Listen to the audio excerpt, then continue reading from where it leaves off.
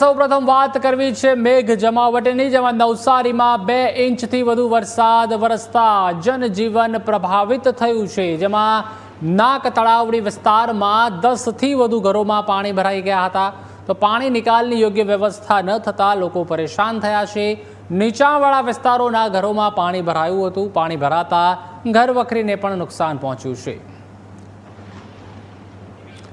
વધુ માહિતી માટે સંવાદદાતા જીગર જોડાઈ ચૂક્યા છે. જીગર, જે રીતે હવામાન વિભાગ દ્વારા આગાહી વ્યક્ત કરવામાં આવી હતી તે રીતે નવસારીમાં પણ અલગ અલગ વિસ્તારમાં વરસાદ વરસી રહ્યો છે. ખાસ કરીને નીચાણવાળા વિસ્તારોમાં પાણી ભરાઈ ગયા છે.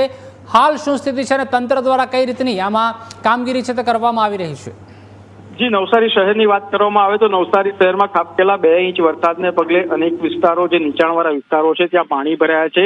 નવસારી મહાનગરપાલિકા બન્યા બાદ હાલ સમગ્ર શહેરમાં ડ્રેનેજ અને રસ્તાના કામ ચાલુ છે, જેને લઈને પણ મુશ્કેલીનો સામનો કરવો પડી રહ્યો છે.